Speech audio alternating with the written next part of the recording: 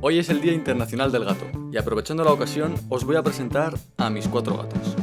Para empezar tenemos a Yoda, le encanta pisar las plantas y disfrutar del solecito. Tiene una cara bastante graciosa y comportamientos peculiares. Esta de aquí es Pato, lamentablemente es ciega y siempre se está chocando. Aún así encuentra los mejores sitios para dormir, no sé cómo lo hace. La siguiente es Minnie, la pequeña de la casa.